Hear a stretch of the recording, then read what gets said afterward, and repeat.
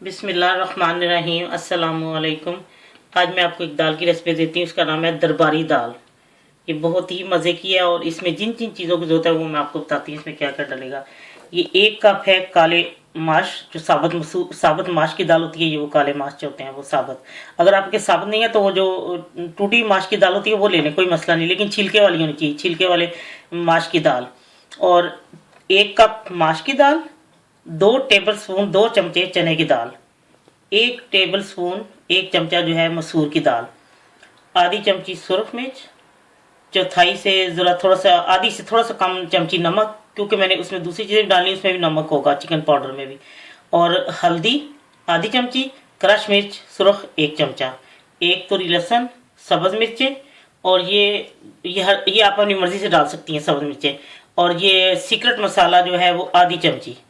अब ये चीज़ें मैंने एक दफ़ा डाल के इसको पकने के रखना है। उसके बाद जिन चीज़ों की ज़रूरत है उसमें डालूंगी मैं गरम मसाला 1 चमचा, चिकन पाउडर 1 टीस्पून, और अजवाइन 1 चुटकी। तड़का लगाने के लिए मुझे चाहिए हींग, ये प्याज, थोड़ा सा अदरक जूलियन में कटी, और मक्खन, और 1 चमचा 1 टेबलस्पून जो है वो मुझे तेल चाहिए। ये मैं आपको दिखाती हूँ कि अब कैसे मैंने तैयार। इन तीनों दालों को मैं धो के तो मैं इसको कुकर में चढ़ाती हूँ, तो मैं आपको बताती हूँ और किन किन चीज़ों को मैं डालूंगी। अब मैंने इसमें इसको धो के और 4 कप पानी डाल के इसमें मैंने रख दिया तीनों दालों को। और ये इसमें मैं हल्दी, नमक, मिर्च और क्रश मिर्च इसमें डालूंगी। ये इसमें डाल दी पकते वक्त। और ये लहसुन की 1 तुरी, और अगर ये मेरे पास तो बड़ी थी, मैंने 1 डाल दी, आप 2 डाल सकती हैं। और ये सब्ज़ मिर्च साबुत इस तरह, और ये सीक्रेट मसाला। अब मैं इसको प्रेशर दिलवाऊंगी। जब ये आप अपने मुताबिक कितनी देर आपको पता लगती है, मैं इसको गला के तो मैं आपको दिखाती हूँ कि उसके बाद मैंने इसके साथ क्या करना है। ये मैंने इसको कुकर में गला लिया, ये बिल्कुल गल गई है। और अब इसको मैं तकरीबन 5 मिनट तक इसी तरह तेज़ आंच पे इसको पकाऊंगी। और इसमें मैं डालूंगी अजवाइन, चिकन पाउडर, और इसके बाद मैं इसको तड़का लगाती हूँ। जब ये अच्छी तरह ऐसे हल हो जाएगी, मिक्स हो जाएगी, इसको मैं तेज़ आंच पे पकाती हूँ। अगर आप वो पका रहे हैं तो पानी कम हो गया, थोड़ा सा पानी और डाल दे, कोई इसमें फ़र्क नहीं पड़ता, क्योंकि उसने बाद में तेज़ आंच पे जब पकना होता है तो उसको ज़रा चाहिए कि वो काफ़ी देर पक जाए, तो फिर वो सही वो हल हो जाती है। अब मैं इसको तेज़ आंच पे पका रही हूँ, फिर मैं आपको दिखाती हूँ फिर तड़का लगाने के लिए क्या चाहिए। अब मैं वो दाल तैयार है, अब मैं तड़का लगाऊंगी। इसके पहले मैं इसमें थोड़ा सा मैंने तेल डाला है, वो गर्म हो गया तो मैंने प्याज डाल दिए इसमें।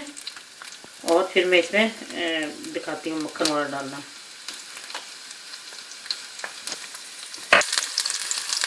ये अब तक मैं प्याज थोड़ा सा हो गया, अब मैं इसमें हींग डालूंगी 1 चुटकी।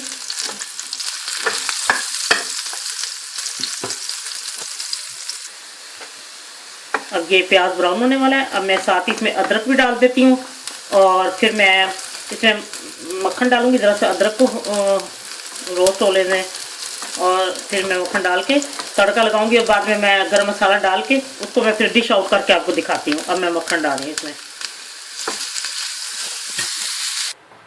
लीजिए, दरबारी दाल तैयार है।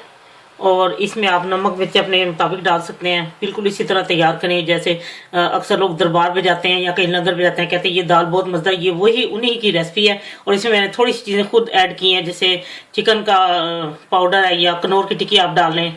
और मैंने अपना वो मसाला, सीक्रेट मसाला, वो मैंने खुद अपनी तरफ से डाला है। और बाकी तकरीबन सारी उन्हीं की रेसिपी है। ये बहुत ही मज़े की, आप इसको तैयार करेंगे तो आपको बहुत अच्छा लगेगा।